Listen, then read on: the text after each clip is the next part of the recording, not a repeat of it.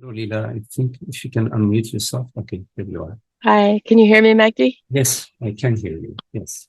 Nice to see you. It's my first time in satsang with you, Okay. and I'm usually with Francis, and this is lovely. I'm not really sure if I have a question so much as just maybe there's still some seeking guidance. More is more. Uh, I'm I'm I'm going through a period of time. It feels like, although time is not really, it's not passing or happening like it used to. I'm feeling a lot of burn off of his psychological residues, traumas. All of that is just working its way beautifully through pointing myself back to the truth when the mind is playing its fun games. I'm having a sticky,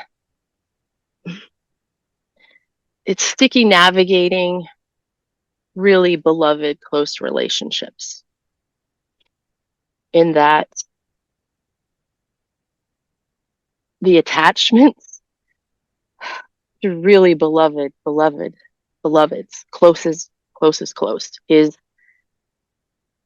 it doesn't feel like I am turning my back or distancing myself in a mean way. It feels like I am doing this as a self-preservation mechanism for my immersion into the truth.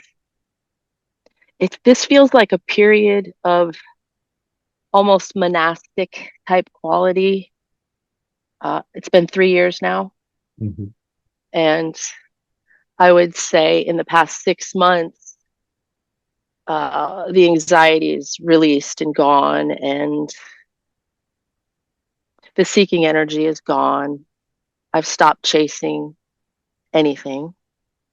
I've stopped desiring to be important or, just all those personality things that were attached to the trauma and the personality stuff.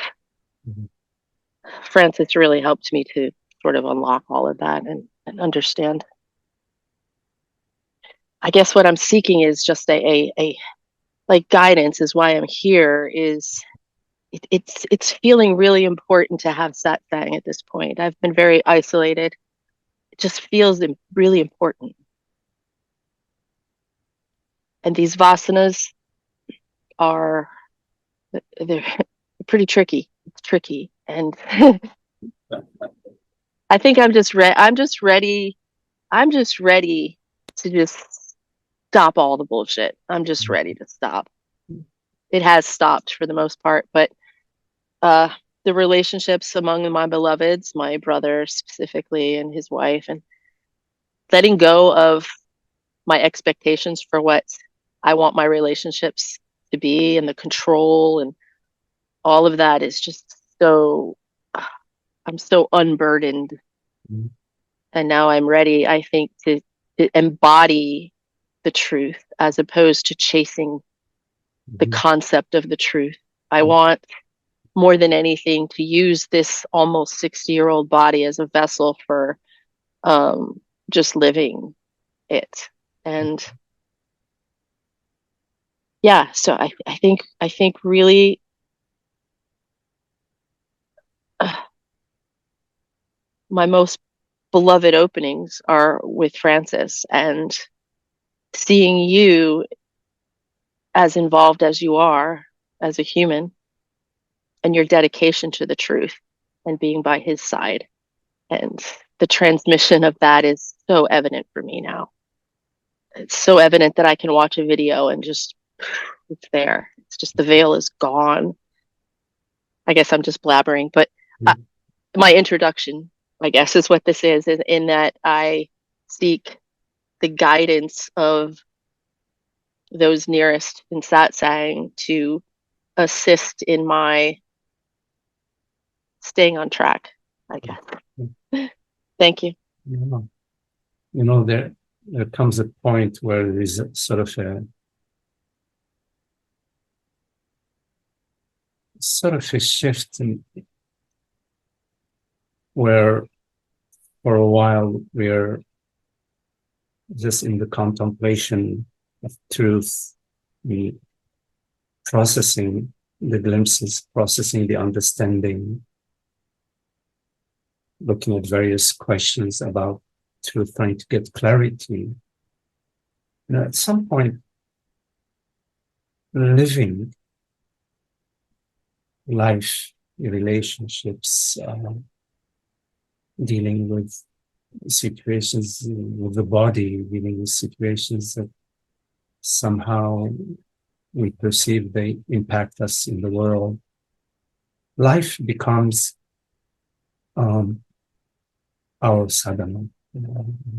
Yes. Mm-hmm. And interestingly, life would present us with various situations, like Francis says, various opportunities to explore, not theoretically, but hands-on, Mm-hmm. sort of explore what is it, what is it to live, to perceive and deal with situations in our life as universal consciousness, considering the welfare of everybody, considering that there is no personal self that is being threatened. It is actually it's God's play, the universe even presenting us with this situation. Here you are. How would you play this hand?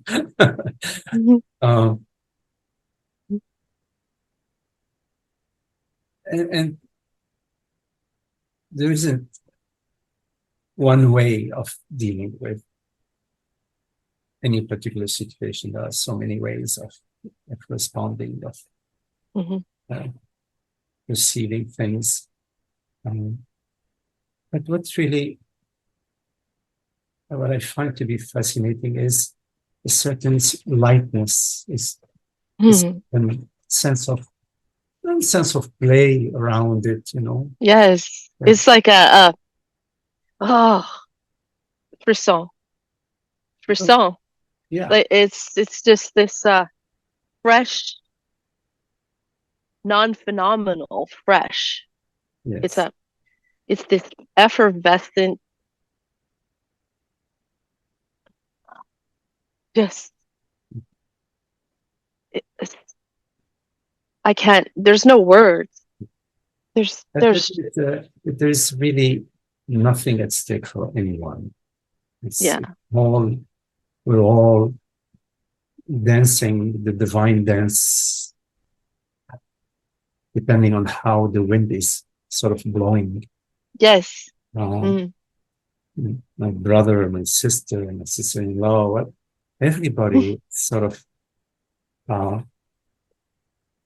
is blessed, and is navigating life the best way they can, depending on how they're perceiving things right now. And it's quite a gift to be perceiving life from a impersonal position. That, okay, there is somehow a past Magdi and a future Magdi story. Storyline Magdi, but in fact, it's more true that all of that isn't so significant. What's really significant is the love right now, the caring right now, the attention right now. At the same time, of course, listening to oneself, what resonates, for oneself is. Yeah, and so life is so beautiful when we perceive it as an ongoing opportunity, an ongoing gift to deepen our love and our understanding for truth. And somehow it's shared, we don't have to share it. Somehow, depending on how we live, how we relate, something is shared. There's some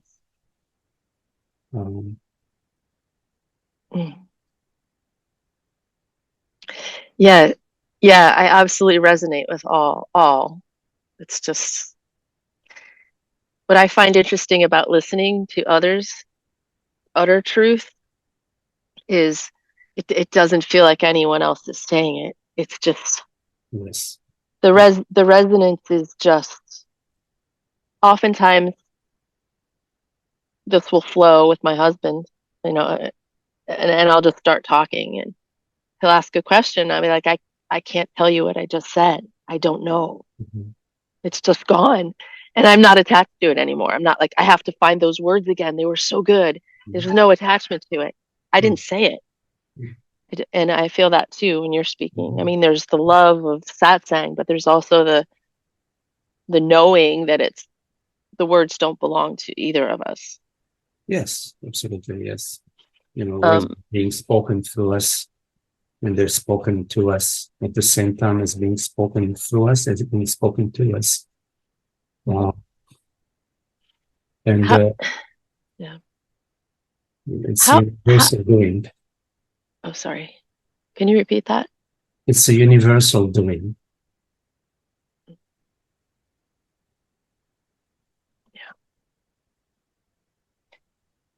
I have a sort of a interesting, I don't think it's interesting. It's just a strange question. Navigating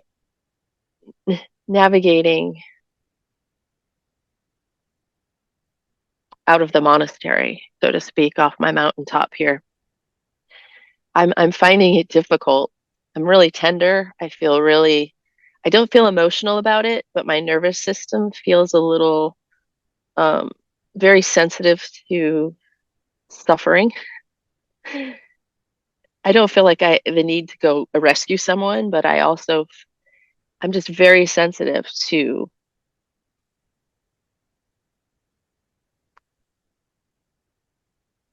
all of the energy around my body, so that being around people that aren't immersed in truth is proving very challenging, in that I'm finding it hard to either just not speak, because what's coming out, it's like I can't lie.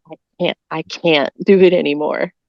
And so all of my relationships have changed as the result of me not lying anymore. Mm-hmm. And that's That's a where, good thing. It's wonderful. yeah. But I like honest, sincere, relationship. Even if somebody disagrees, Yeah. we just speak it out. We can, take a look at it. In terms of the suffering, well, of course, there is the understanding that the suffering, relates to the me. Yes. How I am separate. What are you doing to me? Why is the world not? Or why is the world doing this to me? Yes, the story. Yeah. Yes, the story. And there is the understanding that these thoughts aren't personal. They're just appearing. They're appearing out of the universe. Like the universe is playing the game of, well, they're being unjust to you. Yes. And it should not be unjust to you. You've been a good guy, and they should love you. And okay, I'm going to punish it. The universe is playing this game. You see, so suffering is a universal play. It's like it's the weather, So I know. Of course, there is a certain sensitivity, where we sort of pick up, the what's around us, how people are feeling around us, the body language or energy. We sense it, but it's important to. I find it, important to understand that this is not my stuff. It's the universe doing this stuff, and it's traveling through me. I don't need to fix it. I don't need to resolve it. I don't need, of course, to hold on to it or to do any effort to get rid of it. It does what it does. And of course, I'm aware of certain, maybe even sometimes this ease within the body. You can sense, somebody's energy, Mm-hmm. and there's nothing to do about it. Right. It's nothing to do about it. It appears, and you're there. You perceive it, and you know that there's something in the field. There's some dissonance in the field. You sense it, Mm-hmm. and you spread it. And at some point, you look, and it's not there. Something else is there. Yeah. So, Yeah. yeah, we could be with this sensitivity as just as nobody, no position, Yeah. nothing to do, nothing to fix, nothing. Yeah. That's usually that's usually how it's perceived. Yeah. Um, but I think the nervous system for this body is um I don't want to say the word damaged. I don't like that word, or broken for that matter. It's gone through the sausage grinder. Mm-hmm. It's Yeah, yeah. it got I got diagnosed with leukemia, and then I woke up. Typical, right? Uh, but I'm great. I'm doing Yeah. beautifully. Um, Somebody years and ago, I'm grateful. Yeah. sorry to interrupt you, gave me this book I read. I forgot the name of it, but one of the passages in the book that made an impression upon me was when an antelope is being chased by a lion, let's say, and the lion catches it, and somehow the antelope manages to escape from, getting killed. Mm-hmm. It for a moment it shakes all this energy out of itself. It Mm-hmm. shakes, right? And then it just sort of, it's Yes. this little shaking Yes. erases the fact that she was Yes. about to get killed, or this was about to get killed by a lion. Yeah. Yeah. Yeah. Obviously, Yeah. it's very traumatic to Yeah. Oh, I be feel it. It's like, shot by a lion. Sort of there's a shaking it, yes. and then it's letting it go. Yes. It's like, and then Yeah. it made an impression on me. I thought, oh, Yes. there's something You to know, in the animal kingdom that it yeah. resonates somehow here too. And I live on a farm, and I've seen that in action. I've seen a fox with one of my beloved preservation chickens in its mouth, and the chicken somehow escapes, and it shakes itself off, and all the feathers go, and the Yeah, chicken is yeah, just but yeah, it's back out in the same yes, manure pile the next day. yes, yes. So the human body, and I can see how my body now, where the trauma used to cause the reactions, the trauma responses, now it's just more of a sensitivity of the body instead Mhm, of a like a it's mhm. more of a it's more of an expansion as opposed to Yeah, a yeah. contraction. The more um we revisit the trauma, the more the body sort of remembers the trauma. mhm, So this also, it's a both body mind thing. It's sort of letting go of that routine, that memory or that story about the trauma, about yeah, what happened to me in the past and what I went right, through, so that you liberate the body, which is resonating with the mhm, mind, with the thoughts, can somehow free itself from generating yeah, this, reliving the trauma at the chemical level, or at the biological level. So yeah, it's also sort of a, releasing at the mind level these mhm, memories, stories. They appear and say, we don't entertain them, let them go, so that the body yeah. can also free itself from generating that anxiety within the body. It's that's interesting because the way I've dealt with this past 3 years is very organic, doing it myself, which is not recommended to anyone, by the way. um but what happens is the trauma story comes up or is triggered, and the body feels it, and then it just the story comes out, but with no horrible emotion, just the story comes out. And then it moves. And when I go to investigate, if it's still there when I want to relive the story and it's not, and all I feel is love, I know that sounds bypassing, but it's not. It's just, it feels lighter. It feels lighter. Right. Because a story served its purpose. It appeared, we lived through whatever we lived through.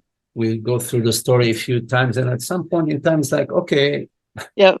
Enough. It's enough. Right. Yeah. And so, yeah, it may appear, but love, again, as you said, is the trump card. Love meaning freedom from stories.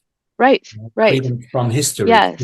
Freedom from time and the story of time. Yes. Yeah, it's just a release of that. And oftentimes it just takes another person in front of you to listen to that and be witness to it. Okay, so with that being said, I'll just ask one more question if I may. Yes. Thank you for that. That's beautiful. Oh, it reminds me of the TRE, which is a way to, I just learned about this last week. The TRE, the trauma release therapy. I forget the name of the person who invented it, but it's tremoring. It's actual shaking, putting your body into a tremor and then to release all of the contractions. Oh, it's beautiful. Yeah. Just diving in. It's beautiful. Yeah. So the last has to do with when it's just a practical sort of peopling kind of question. When the arrows are coming at you and you're totally open, or an arrow hits you, say a word or phrase, something that someone's directing towards Leela. Yes. Leela from before, Leela's personality before openness arrived. And I am completely open with this human, and an arrow arrives and it just goes through. Yes. Sometimes I feel it. Yes. I often feel it, but I'm feeling more their pain, their dis-ease with their life than more personal arrow. But it does sting. I'll often pick the arrow up and I'll give it back, as Francis says, playing the game. And I know that it doesn't feel like it doesn't feel all that good in the moment. Sometimes it feels right, but sometimes it doesn't. It's like, I just want to say that hurt, not me. It didn't hurt me, but that stings. That's, yes. And I did that. Yeah. Love loves love.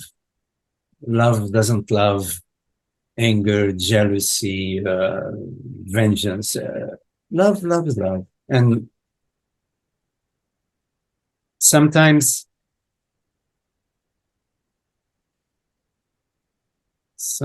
we witness some ignorance, the game of ignorance, you, this, that, and that, and that. And we witness that.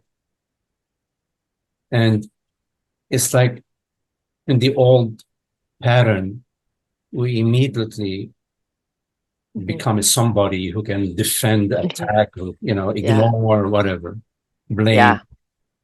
But when at some point we realize that direction is not good for anybody. It's unhappy for me. It's unhappy for anybody. We don't adopt this position. It's like, okay, you said that I'm stupid. Okay, that's not a very nice thing to do. It doesn't feel good, but okay, well, okay, maybe I'm stupid after all. So what? And of course, there is the understanding that there is nobody out there. There is no one here, and there is nobody out there either. It's just a universal unfolding.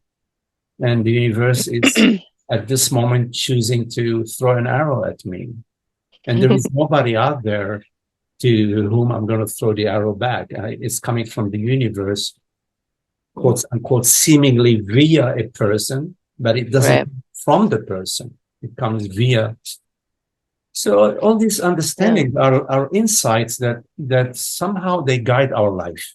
You know, they do they these understandings, they shift the balance, chemical balance, the behavioral balance in our Yeah. body. It Yeah. shifts things, Yeah. and then we find ourselves like childlike. You know, it's like, oh, Yeah. Yeah. you know, Laughing about doing something stupid, right? yes, right. It's like, okay, this some stupidity in the universe. Okay, big deal. All right, we can But we can have some stupidity in the universe. Why not?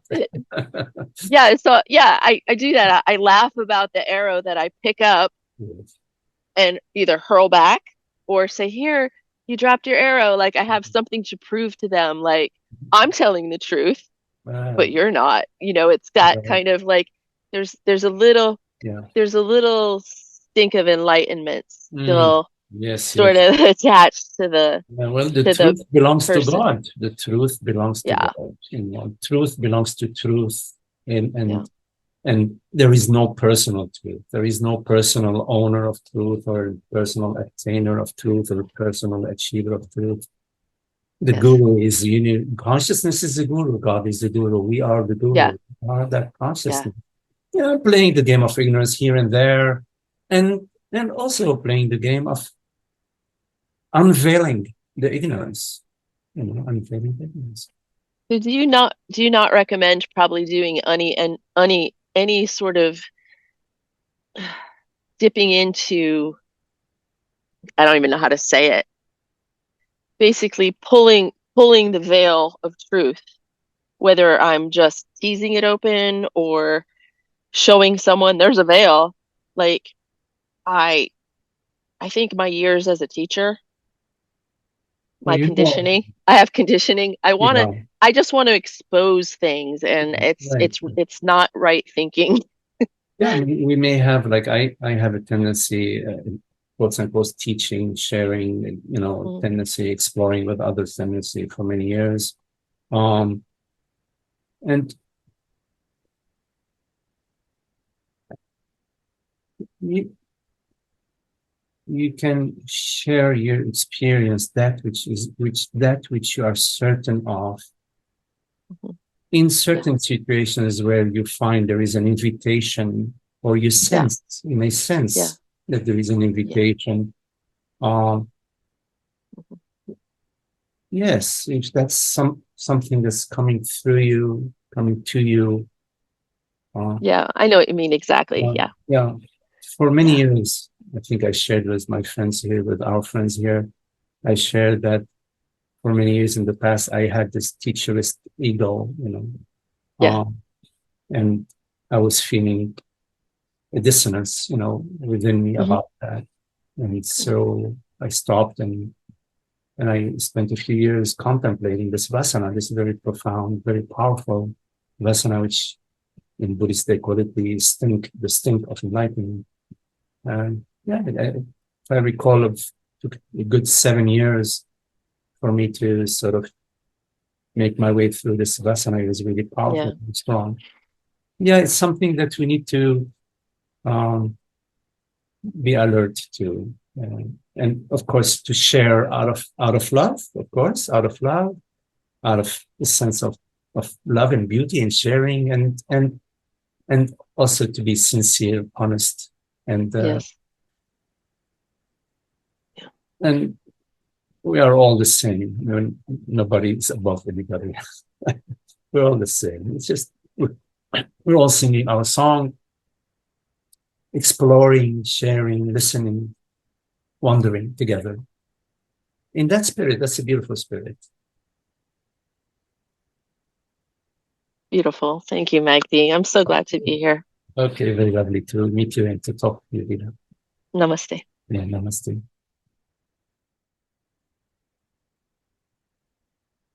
Hey Magdi, can you hear me? Yes. Hello, Holly. Hello. Hi. Hi. So in a number of times and ways, and in this teaching and, other related teachings too, I've heard and kind of internally gotten on board with the notion that time and space are illusory. But the other one that often comes up in conjunction with that is that causality is illusory. And I've been trying to think about that a little bit, and I can't quite wrap my my head around that one as much. I wondered if you wanted to talk about that. Yes.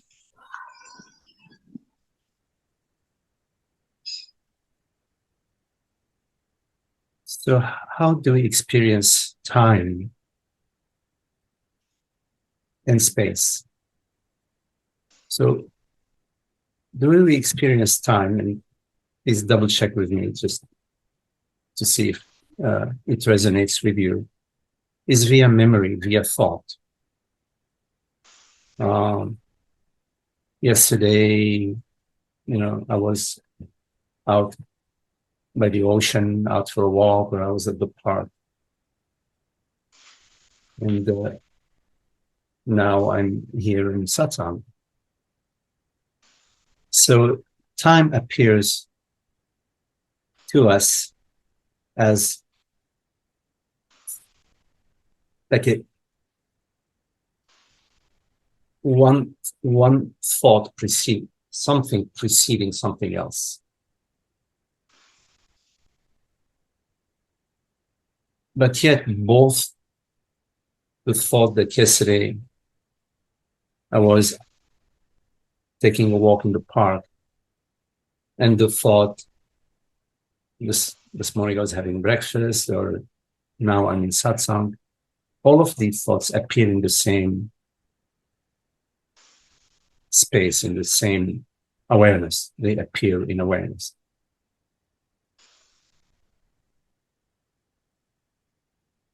And awareness, which doesn't appear, is, one could say, like the screen within which a thought appears. Or one could say that the memory of walking in the park yesterday is awareness taking on the form of this memory, form of this image. You follow what I'm saying? So the thought of yesterday and the thought of this morning, they are both awareness taking on the form of that particular thought. And awareness is the same awareness. So the reality of yesterday, the thought of yesterday, and the reality of the thought of this morning's breakfast is awareness. So in terms of illusory, I sometimes use that term, but I would say that time is an impression, a mind impression, which is appearing within awareness. Of course, is also chronological time. Like we can look at a clock and see where the handles are. Maybe different this morning and now. It's different. So, okay, that's also is an indication. These two images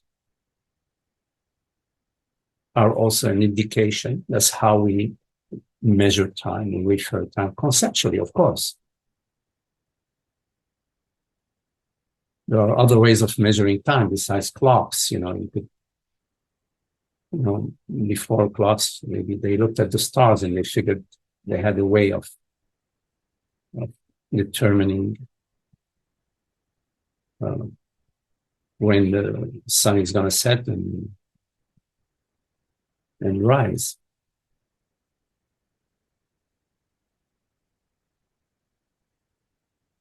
We also experience time psychologically. I remember when I was in the university, it was awful. I hated the pressure of time because I was experiencing it, that something was at stake.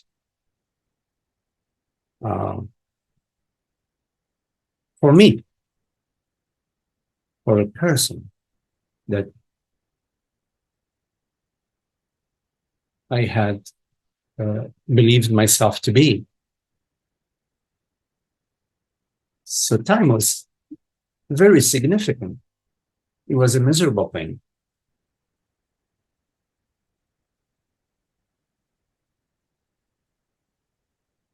Some sort of pressure.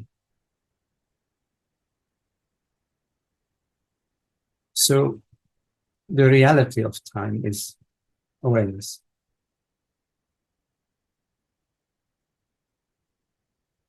One could say that there is only one real time, which is eternity.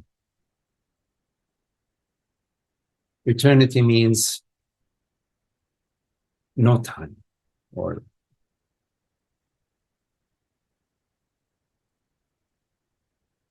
no beginning, no ending time, if one could say it this way. And that eternity, of course, isn't the eternity that belongs to any object. The oak tree, maybe 100 years or 200 years, and the oak tree is no longer an oak tree. Or my car, 20, 25 years, that car has a specific lifespan. So when we speak of eternity, we're not speaking about the eternity of the body or the eternity of the mind, the eternity of the world. We're speaking about the noumenal reality, the eternity of being, that which is, that which cannot be denied, that which cannot not be, which is consciousness. That's the only candidate for that which is and cannot not be. Consciousness being the reality which is, and the reality which knows it is, and the reality which perceives, the reality which knows that it perceives. It knows itself and it knows the world. It knows its creation. It's Shiva and Shakti.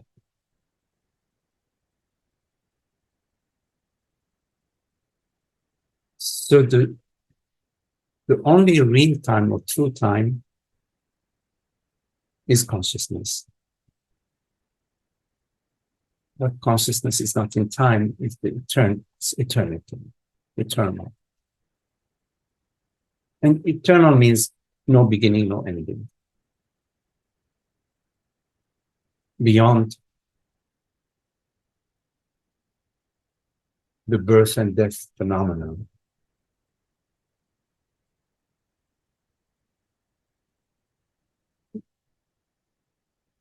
How do we experience space? We experience space via the senses in terms of distance. There is something which appears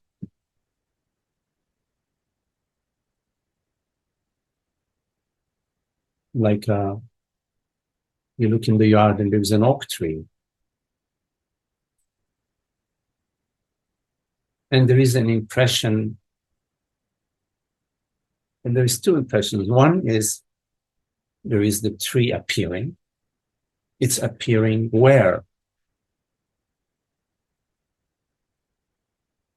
It's appearing in awareness, in consciousness. It's appearing in I.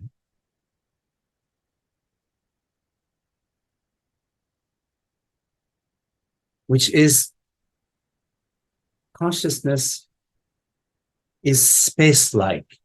In other words, it's not made out of matter. Space-like in that space itself, which is a concept. The concept of space is a concept of something which is not made out of things, where somehow things appear. Conceptually, space is something which contains things. If you walk into a room, there is space, and in the room there are chairs and a couch and a bed, whatever. The furniture appears in the space of the room, but then the room appears in the space of the house, and the house appears in the space of the village. It's a concept. So conceptually, the oak tree is appearing in the space. But experientially, meaning if you go to your experience of the oak tree is appearing in I. To I and in I. To awareness, in awareness. And it's not appearing out there, right? It's appearing here, very, very, intimately.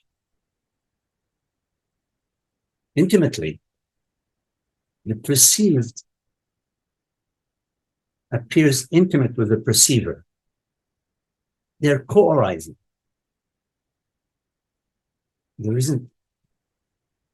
We don't perceive an object out there, experiential. Conceptually, yes, the tree is 10 yards away. But experientially, we don't experience 10 yards away. We experience awareness, consciousness appearing as a tree.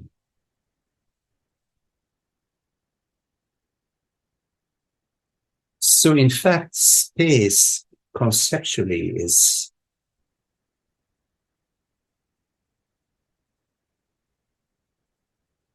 a non-material realm within which phenomenal appearances appear, which contains the phenomenon. But experientially, space is consciousness. And the phenomena, meaning that which is perceived, is consciousness itself, because it's not separate. The perceived is not separate from the perceiver. So one could say that, in fact, there is no such thing as space experientially. There's just consciousness, awareness.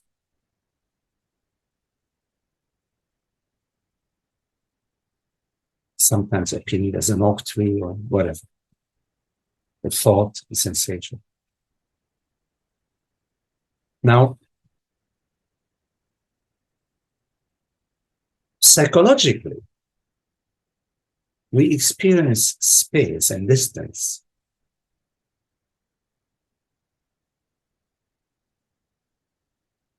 because we start with an assumption and a belief, more than an assumption, a belief, that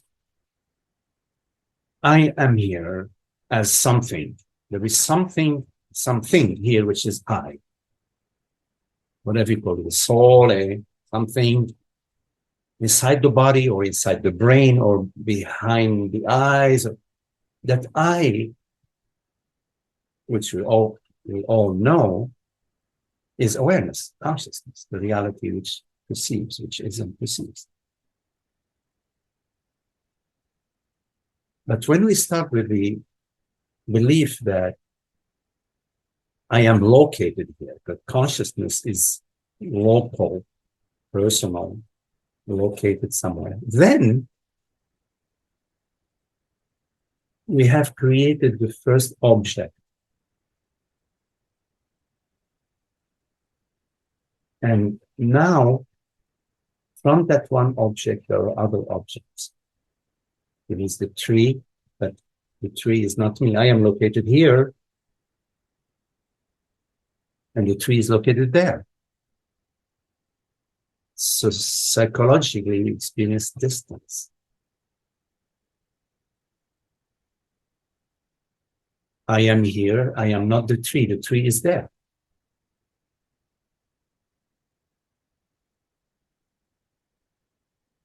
Which is the experience of separation. I am not you, I am here, you are there. I am this reality and you are some other reality. I am consciousness A, you are consciousness B. And the tree has no consciousness, the tree is the world existing out there. And I am walking on the world, on the planet Earth. So I am located. And the most common identification is I am the body mind. I am Magdi, the body. I'm a man, I'm this body mind, some body mind. Yes? And you are a different body mind, woman, body.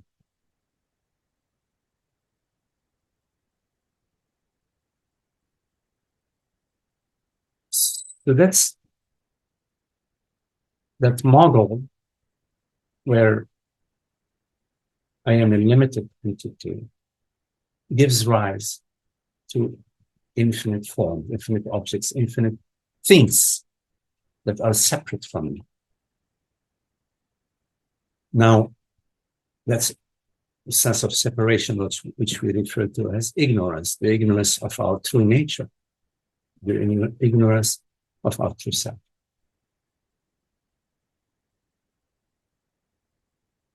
Experientially, as we mentioned previously, the oak tree is not separate from me. Experientially, I perceive the oak tree. I don't perceive it out there. I perceive it. It's my perception. My perception and I are one. So experientially, I am the world.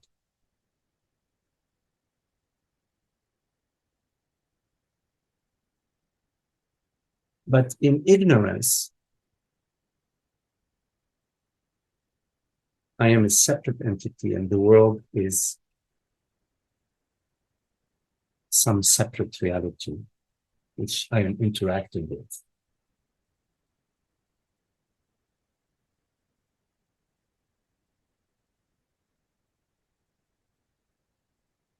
So you could say that space is universal. It's universal consciousness, which is a true space.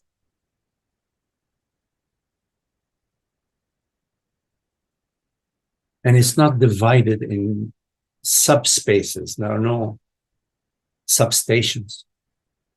It's one space. And there is no distance in that one space. Because there are no separate realities within that one space that are separate from each other. It's like you say, conceptually, there is a space between my heart and my liver, conceptually. But experientially, there is no space. It's one body. It's a metaphor, of course.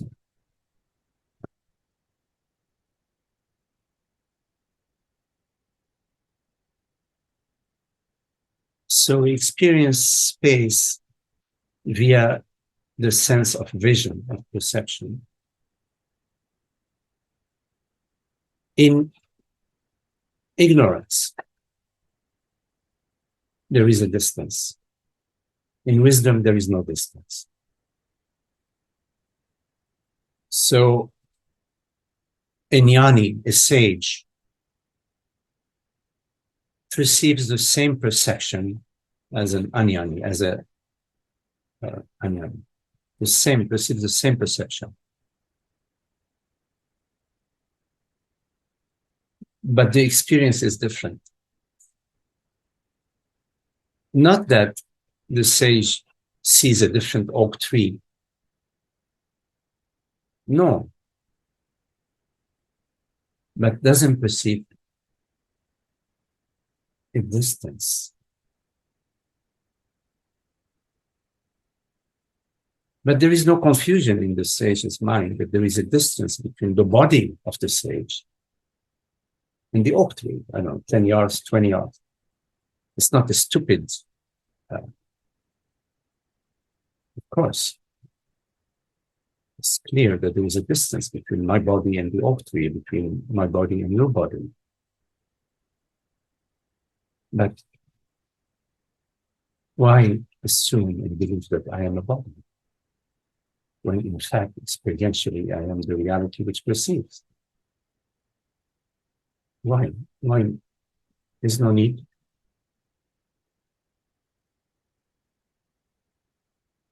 And sometimes, yes, you need to be the person with, you go to work, you have to punch in your card or whatever in the old days.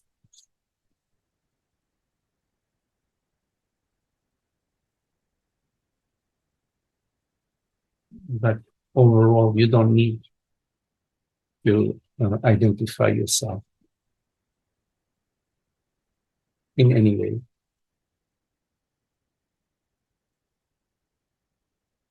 So that you remain as you are, non-dual, no separation. You and the world are one space.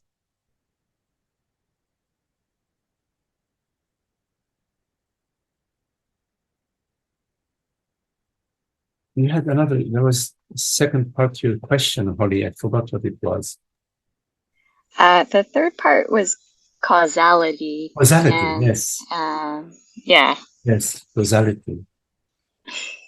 Yeah. Causality. Francis often uses that metaphor. He says, imagine you are in a room, you are looking, with the door is locked, you're looking through the keyhole. And you're looking, and there is a black cat in the other room.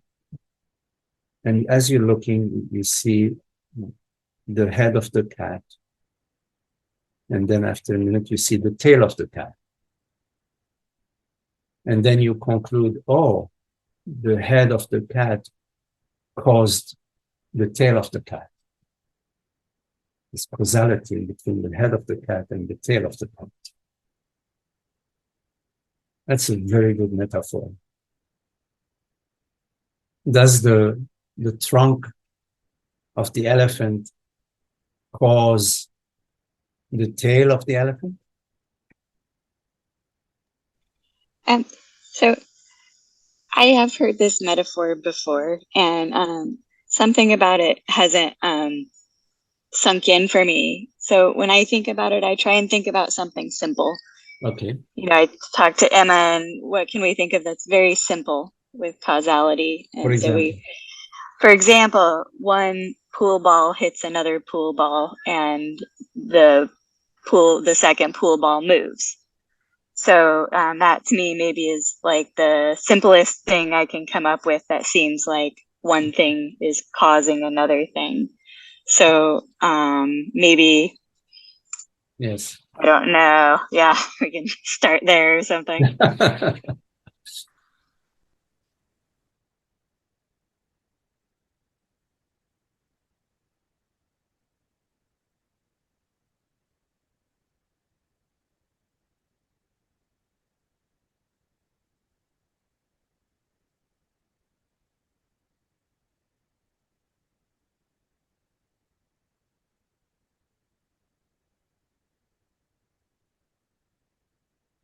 So for, let's say, event A to cause event B. Those two events, would you say there are two separate events? The ball is still, now the ball is being hit, it's rolling, boom, it just hit. It was not moving. Now it's moving and it's hit ball B, and ball B is moved. So there is two separate things, two separate events, two separate situations, two separate. And one event, the hitting of the ball, the rolling of the ball, causes, ball A causes at some point upon impact, ball B to roll.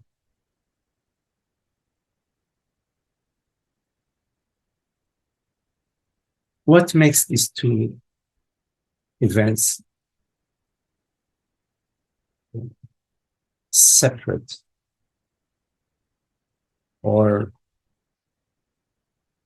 what makes one event cause the other?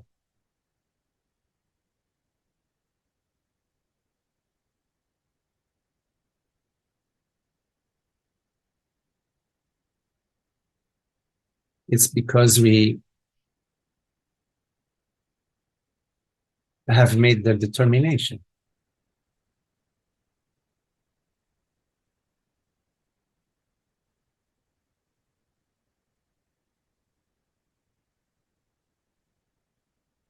We have conceptualized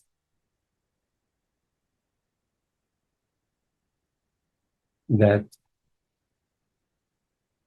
the rolling of the ball, of ball A and striking ball B, causes ball B to move.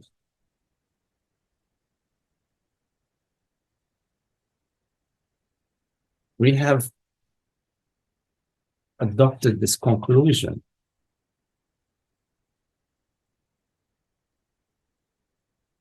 and because we've adopted this conclusion,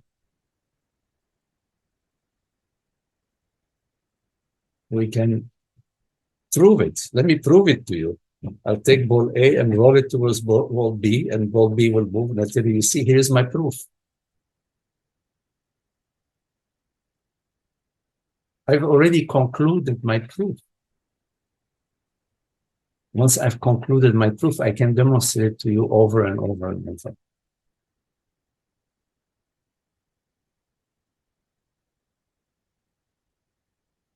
Causality is in the realm of mind. It has its purpose, its reason. We tell a child, don't drop the glass on the marble floor because we know that it will shatter.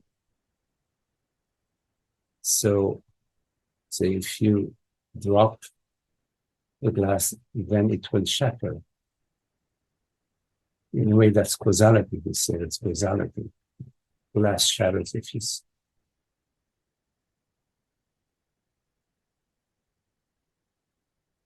But which is okay, it has its purpose.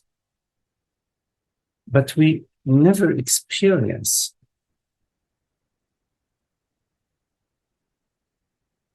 causality. Our experience is always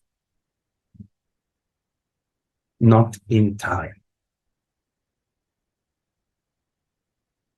While causality is in time and space.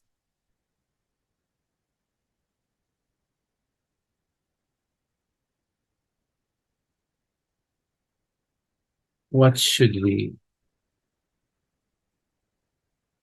rely on?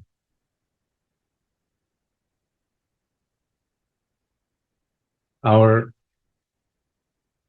experience or our conceptual mind?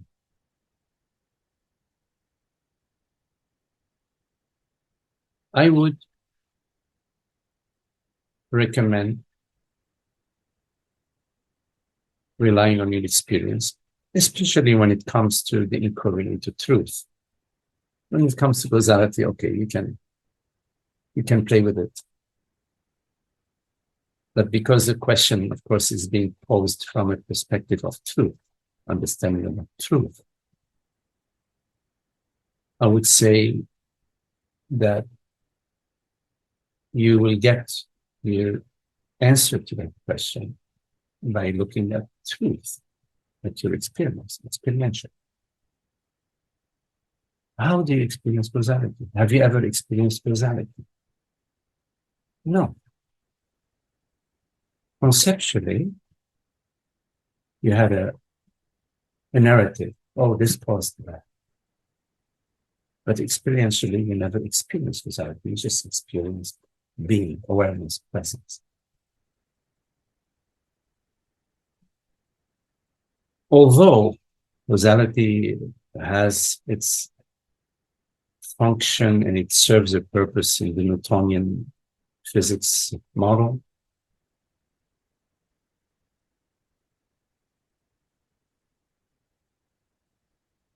I wouldn't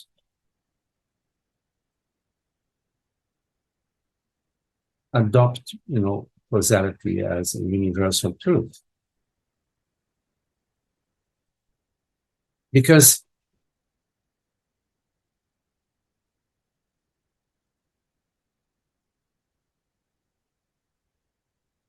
universal truth is always, always true. Everywhere, anywhere, anytime, all the time. Yes?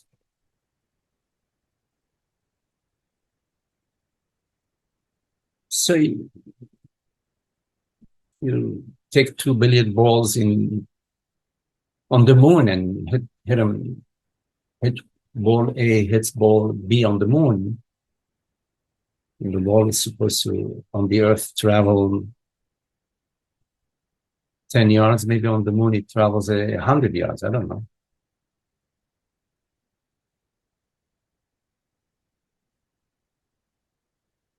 So causality is on the relative level, a model which serves a purpose. But when it comes to truth, it serves no purpose. There is no causality in truth because causality is in time and reality is not in time.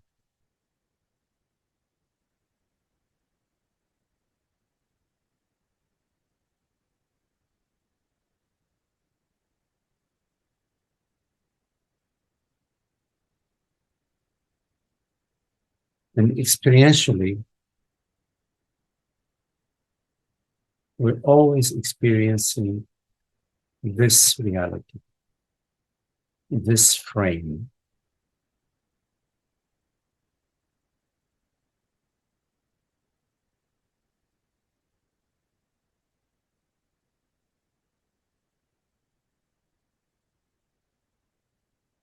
When you look at a movie, you see a horse running,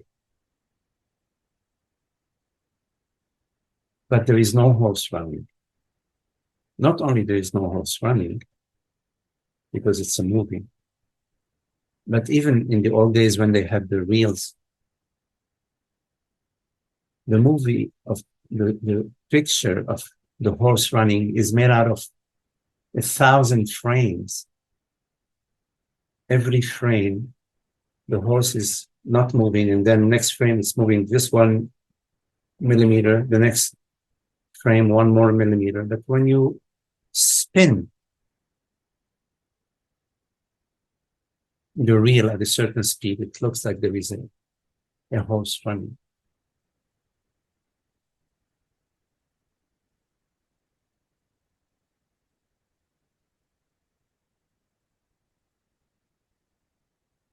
Also, that which we perceive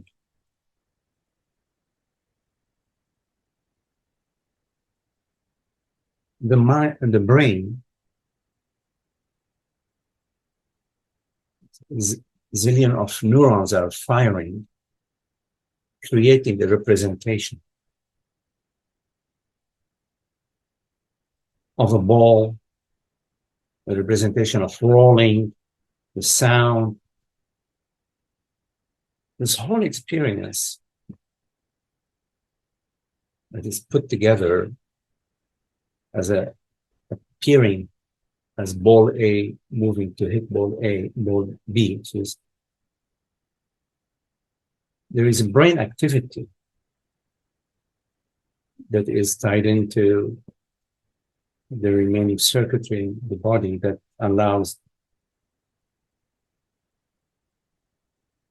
the representation of this perception.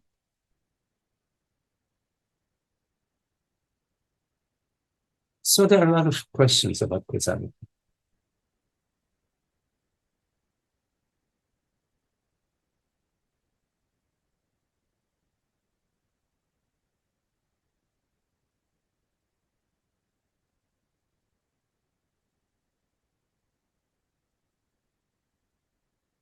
In relationship,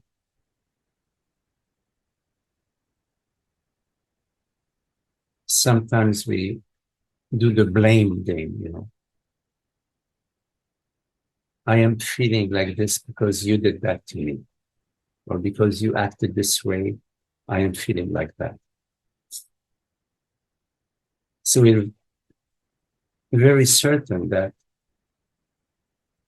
I'm feeling so miserable because of my trauma I was traumatized. And don't you get it? It's the cause. We don't realize that we have adopted this position. We've adopted this model. And we've played it over and over and over and over and over. So now it's like obvious that my misery is because of the trauma when I was a young boy. You see.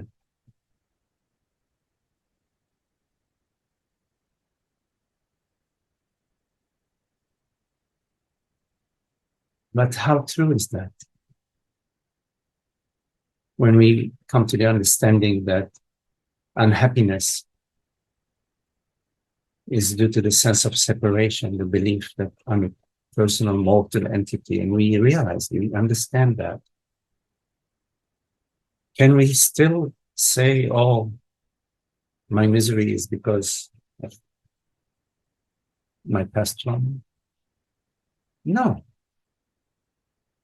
At least it sheds a big veil of doubt about that.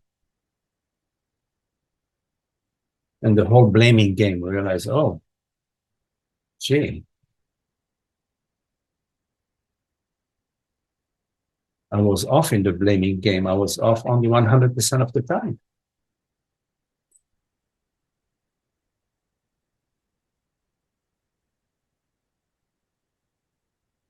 So it drops the psychological model of causality. You and me, you caused this to me. Something else, something has caused.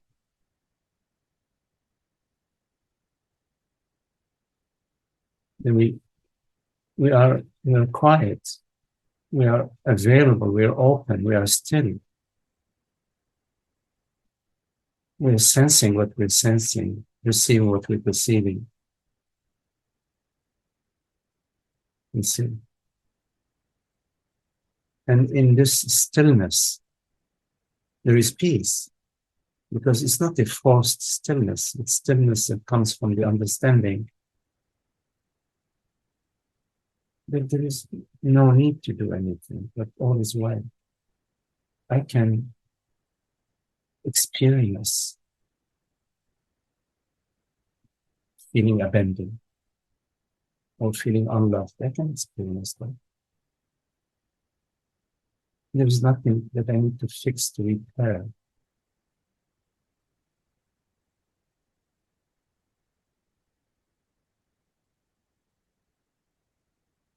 Because that which I am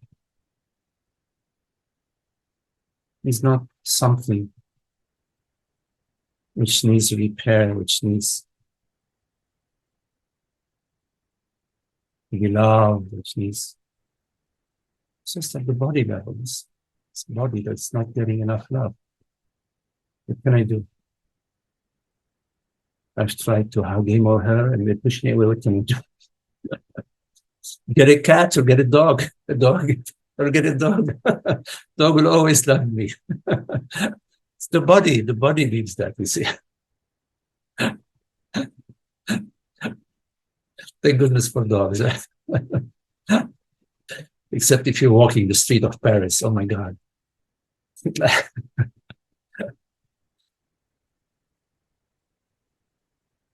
Yeah.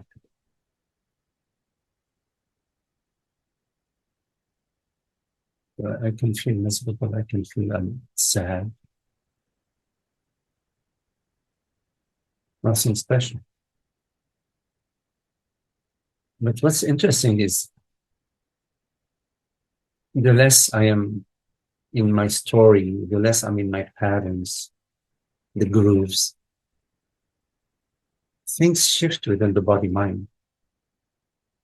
There's a certain like causeless peace and freedom and tranquility. The sense of life dissolves. The need to defend, to blame, to attack. Peace. It's no longer interesting. And then life somehow magically it starts to shift. The song becomes a sweeter song, more harmonious. Some people in your life disappear to, it's time for them to, they serve their purpose.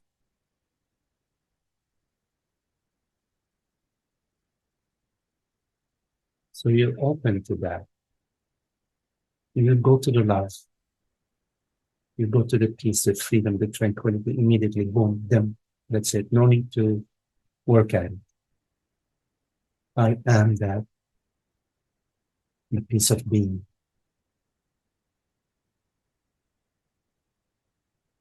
I am that which I'm seeking.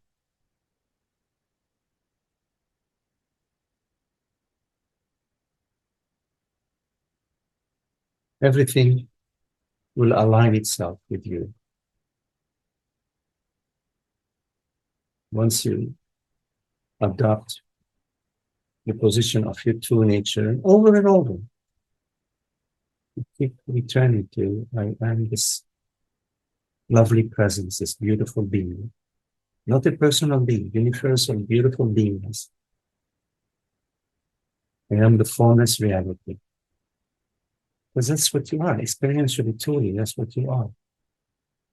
It's not a story, it's not a belief, it's true. Sense into it. That you are this transparent presence.